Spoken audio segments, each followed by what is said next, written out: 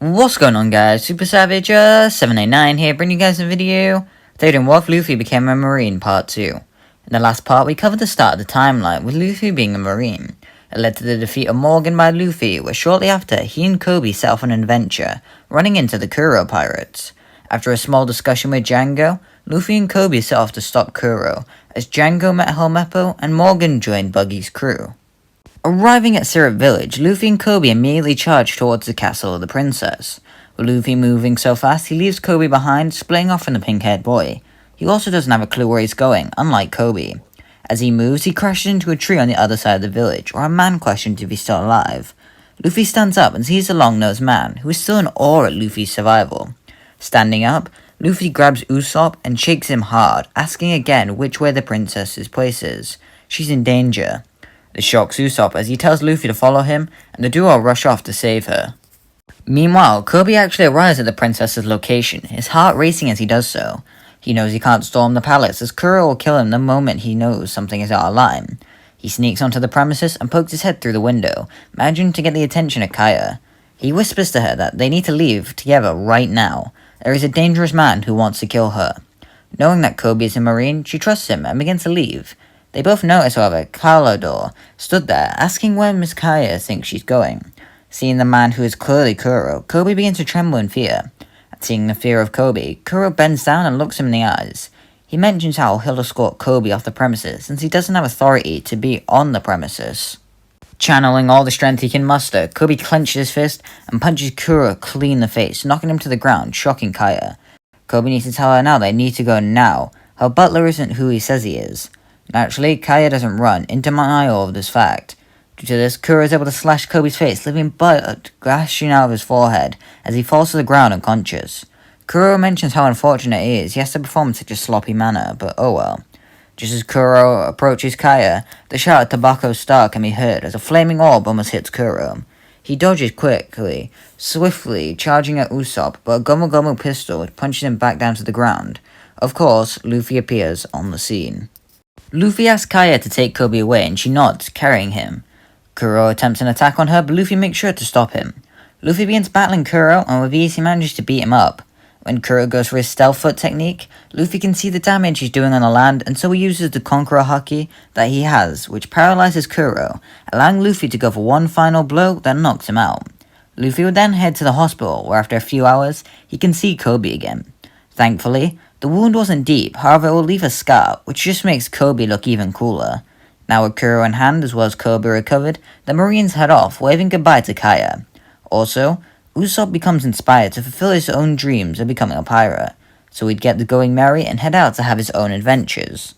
While we're at transition, I could think of a cute, small cover story that may happen during this time with the Black Cat Pirates after waking up. They'd probably head to Orangetown after Morgan and Buggy leave, but they begin trying to raid the place. They will come across the dog and have a meow and woof contest. Eventually though, they become friends and decide to turn over a new leaf in the village. It's weird and completely irrelevant, but I thought of it, so there. Over with Django and Helmeppo, after their fun session, they both pass out and sleep for a day, only to be awoken by Helmeppo waking up from a nightmare. He tells Django again, so the hypnotist offers him the choice to make him completely forget. Just then, they hear noises outside and both look to see Marines for some strange reason, led by none other than Fullbody. With so many Marines there, Helmeppo is relieved, but Django is panicking, confessing to Helmeppo his past. This would put Helmeppo on high alert as he realizes his new friend will be killed if he's found. Almost as if they'd be overheard, they hear loud knocking from the door as the man behind it declares himself as a Marine, sending both shockwaves through Helmeppo and Django. Helmeppo tells Django to hide as he opens the door and nervously talks to Fullbody, telling him there's nothing wrong here. As they talk, the Marine pulls out a gun, seeing Django pretending to be a lamp. He rushes in and apprehends Django before the guy can even use his hypnotism powers to save himself. Helmeppo tries to calm the Marine, but Django tries to constantly free himself, telling Helmeppo to go. He'll kill him if he doesn't leave. Helmeppo realizes that Django is trying to cover up for him. Before Helmeppo can really do anything, more Marines swarm in and take Django away. Helmeppo tries desperately to pursue, to save his friend, but tries him chasing is futile. Django is taken to be tried and potentially executed. Helmeppo rushes back to the base of the Marines, trying to appeal to their sense of judgment. With tears streaming down his face, he begins begging for Django's freedom. One by one, the Marines all begin to leave the sobbing blonde boy until he's left all alone. That's when a shadow appears over him as both Luffy and Kobe appear. Helmeppo begs Luffy to help him, who just takes off his straw hat, placing it on Helmeppo. He tells him that they're going to save his friend, and so the trio set off to save Django, with Helmeppo becoming part of the Straw Hats. When arriving, they all begin searching for Django. Lucky enough, with help of Kobe, they succeed in finding Django, and save him just in the nick of time. Luffy looks at everyone in the room, exclaiming a painful plea for them to please just stop. He exclaims how Django is a good guy and he doesn't deserve this. He might have been a pirate, but he saved Helmeppo, so please give him a chance. Let him turn over a new leaf, get redemption for what he's done. I feel like this would actually be able to save Django on one condition. Luffy has to have Django with him at all times, and if he acts out, they will personally be blaming Luffy for this. With the terms in place, Django finally becomes a Marine and the fourth member of the Straw Hats. With Django and Helmeppo now on Luffy's crew, the four would all begin enjoying their lives as Marines. Django would even show off his hypnotism powers by making Luffy act like a chicken, Kobe act like a duck, and Helmeppo a monkey. After doing a couple petty missions, Luffy would be pretty unsatisfied with doing these, asking if there's anything they can do that'd be more fun. Django then mentions how he had an idea. After hearing the story from Helmeppo, as well as his experiences, it's likely there would be more corrupt Marines. So what if they snuffed out a couple of those? Luffy agrees with this, however, sneaking isn't exactly his specialty, nor is it Kobe's. And with Django being under probation, the only people who will be able to do this is Helmeppo. Helmeppo will begin looking around different Marine bases, wherever they dock, looking around to find something suspicious. Although for the most part he doesn't find anything, he does spot something quite odd.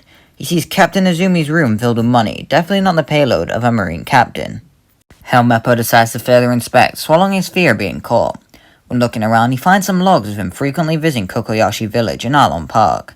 Just as he begins to crack the case, he hears someone down the corridor and hastily hides. Izumi enters his office, where he gets a call from someone asking to take care of Nami's money stash. He then leaves to do that. Helmeppo would immediately escape, where he unites with the rest of his squad. He tells them everything he heard about Izumi, and that they should follow him, which they all agree with, setting off quickly after him. As they begin to pursue, Luffy exclaims that he'll go after them himself. The others can catch up. Everyone else is in protest of this as Luffy stretches his hands back, firing them towards the ship Izumi is on. As Luffy begins to jet towards it, he accidentally hits Helmeppo and carries him onto the shop alongside him. The duo would begin laying low on the ship as to avoid getting caught. Luffy whispers to Helmeppo, asking him if he's sure about Izumi being corrupt. Helmeppo nods rather timidly, so Luffy just leaps out of cover. Using his Conqueror Haki, he knocks everyone out on the ship other than himself and Helmeppo, which shocks the blonde-haired cabin boy. Luffy then asks him to keep the ship steering as he ties the rest of them up. They'd get dressed in their marine clothing on the ship and prepare to enter Arlong Park. Meanwhile, Kobe and Django realize that they can't just follow or they'll be caught. So they head to a nearby village, being that a Kokoyashi village. When they arrive, they run into Nojiko and then Genzo, learning about Nami and her story. At least Kobe's stunned that her mother was Bellamere, a great marine. Back over with Luffy and Helmeppo as they approach Arlong Park, they have no idea what to expect. So Helmeppo would take a look around, eventually coming across a photo of Arlong, which is quite terrifying. Luffy's prepared though, as he tells Helmeppo to not be afraid. Even if he thinks he'll die, it's better to die a man than die a coward. Helmeppo believes that this makes sense. When arriving, Luffy enters the park, telling Helmeppo to not come with him if he isn't ready to fight. He then rushes into the park, leaping straight into the middle of the Arlong pirates. He looks Arlong in the eyes and asks why he'd corrupt the Marines. It makes Arlong chuckle at a small child charging into his park, calling him out. He asks the boy's name, who exclaims his name is Monkey D. Luffy, the future fleet admiral. Luffy uses a Gomu Gomu no pistol on Arlong, knocking him backwards a bit, which Arlong laughs at. He then rushes at Luffy, as do Hachi, Chu, and Kurubi. With all four of them teaming up on Luffy, the rubber boy has an even harder time than he does in canon. Hachi, Chu, and Kurubi all hold Luffy in place as Arlong begins to open his jaw and prepare to bite his head off. As he goes to do that, a crumpled can hits him in the side of the head, distracting him. He turns and sees Helmeppo standing there. Clearly, he is afraid, but yet he stands there, ready for battle. Thanks to this distraction, Luffy rears his head back and headbutts Hachi, letting his legs free so he can kick the other two and finally punch Arlong. With Helmeppo still being there, Arlong orders Chu to go kill him, which he agrees to. He begins chasing after Helmeppo as he begins to run away. Before Luffy continues battling, Django and Kobe arrive to help their leader. Kobe will take on Kurubi as Django takes on Hachi, leaving Arlong to Luffy. We'll pick up with these fights later. Helmepper would act a lot like Usopp did in canon against Chew, but remembers what Luffy told him. He begins to man up, getting the resolve to finally do something. He hides behind a tree and leaps out to ambush Chew, hitting him over the head with a mob. Chew tries to shoot water at Helmepper, who picks up a bucket filled with soap, holding it towards Chew. When it begins to bubble, he throws it at Chew, blinding him with soap. He then grabs a ball of bleach and throws it into Chew's mouth, making his mouth begin to foam as he passes out from the intensity of the bleach. Over with Kobe, his fight would be extremely interesting. As he fights, he would make the claim to Kurubi that he's been a burden in most fights he's in, but after his last fight, he did get an idea. Kuro had a technique to move his feet quite quickly, and there's a technique like that in the Marines. So he shows off Soru, beginning to speed blitz him, and ultimately knocking the fishman out. With Django, he'd be using various blades and his unpredictable dancing to try and beat Hachi. You can feel that Hachi isn't going full power though, and is constantly pulling his punches. Wanting to understand the man known as Hachi, Django asks what he wants to do. When Hachi says that he wants to serve Arlong, Django hypnotizes him to hear what it actually is. He says a takoyaki chef. Django then tells Hachi that he should quit being a pirate, become a marine just like he did, do good. You can make takoyaki as much as you want, and he's sure Luffy would love to have a new member of the crew. While Hachi's reluctant, Django continues on. He asks Hachi if helping people feels better than this, which he says no to. After hypnotism, he does say yes. Django then stops fighting and leaves himself wide open. He tells Hachi that if he's serious about being a pirate, he can strike him down right now.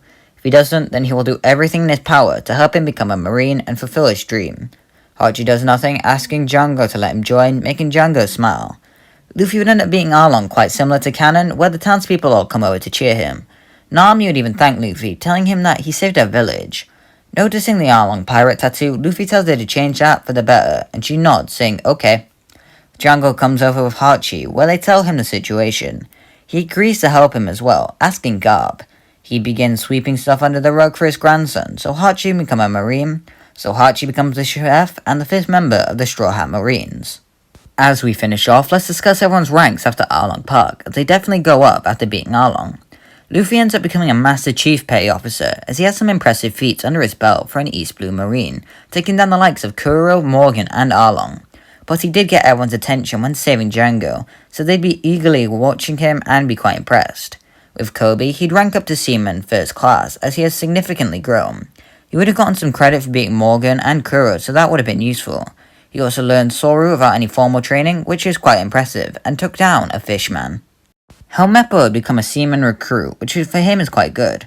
This is due to his feats of beating a fishman pirate and being seen as impressive by Luffy. Django would stay at seaman recruit, as he doesn't have much of a reason to change it as of yet. And Hachi just became a seaman recruit, so obviously he won't go up in rank. And that's going to be him. If you'd like and subscribe and comment below, subscribe in the next part. If you like it, please give it a like, as it really does help out the channel, and let me know you want to see a part 3. If you do like this alternate Straw Hat class, let me know. It really does interest me what you guys think of this. Making Luffy a marine really does offer some variety. So I figured let's go as varied as possible. And so yeah, bye.